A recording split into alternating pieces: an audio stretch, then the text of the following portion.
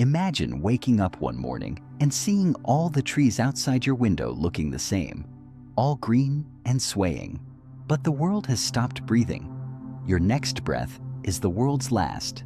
There is no warning, no alarm, just a silent change. Every tree on Earth has stopped giving off oxygen together. The trees are not dead. Rather, they have suddenly turned their backs on us. This is not science fiction. This is a thought experiment, and modern science can tell us every step of it.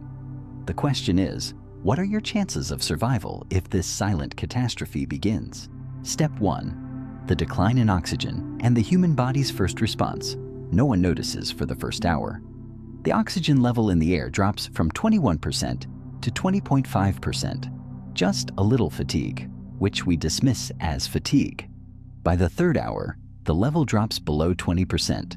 People in high-altitude cities like Denver or La Paz feel lightheaded, having difficulty breathing. Oxygen at 19% in the 6th hour.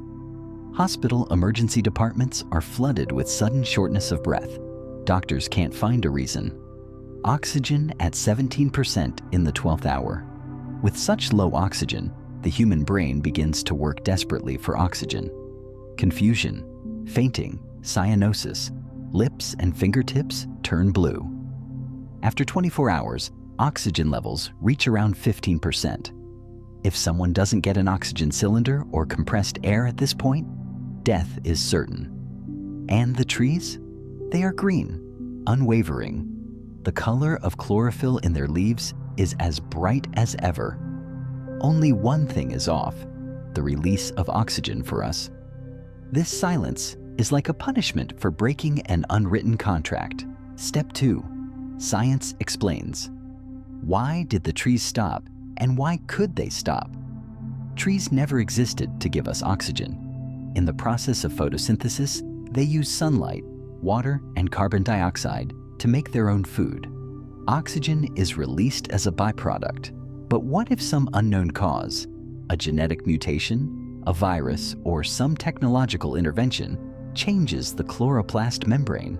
Then the plant will continue to photosynthesize, making glucose for itself, but will trap oxygen molecules in its tissues. The plant will not die, but will become more active. But the addition of oxygen to the Earth's atmosphere will stop. An invisible blockade. Nature has begun to cheat itself. Stage 3. Cascading effect. The stage of the collapse of civilization. Without oxygen, combustion is impossible. Internal combustion engines will stop. Cars, trucks, emergency vehicles are all inoperative. Jet engine turbines will not turn. Planes in the sky will shut down like machines. Coal and gas in power plants will not burn. The grid will collapse within 48 hours. Generators will run out of fuel even if they run for a few days. Darkness will descend on cities. The oceans will take an even more devastating hit. The level of dissolved oxygen in the water will continue to decline rapidly. All marine life, from phytoplankton to whales, will suffocate and die. Dead zones will spread so quickly that no model can keep up. The ozone layer will thin because ozone, O3, is made from free oxygen atoms. The sun's UVC rays will now begin to reach the ground, destroying DNA, burning skin, destroying chlorophyll. Plants, which refuse to give off oxygen, will also begin to burn. The Earth is simultaneously suffocated and burned. Step 4. The twist. What hope remains? In a few days, the oxygen in the Earth's atmosphere will drop to 10 to 12%. At this point, people will faint in the open air within minutes. But there is one ray of hope. The phytoplankton of the ocean. They are still producing oxygen. More than half of the world's total oxygen comes from these microorganisms. The problem, however, is that phytoplankton also need nutrients from the coast, which support the roots of the plants.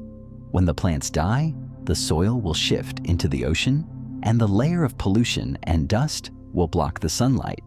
The phytoplankton will also die. As a last resort, humans can build artificial oxygen plants, huge electrolysis plants that break down water to create oxygen. the technology is there. But when there is no electricity, when supply chains are broken, and when people are fighting for themselves in chaos, it is almost impossible to keep this plant running. Here is the real twist. Trees did nothing against us. They simply stopped giving us. We have come to understand how dependent we are, but that understanding comes when the end time is almost up. Step 5. Closing. The question that haunts us like a ghost. This is just a fictional scenario, but each of its elements is happening slowly in the world today. Deforestation, the destruction of oxygen-producing areas, ocean acidification, fluctuations in oxygen levels. We have not yet flipped that switch completely, but we are flipping it a little bit every day. For example, in the southeastern part of the Amazon, the rate of photosynthesis has decreased by 13 to 17% during the dry season over the past few decades. Nature 2020. In other words, trees may not suddenly stop giving us oxygen, but they are gradually becoming silent in their struggle to survive.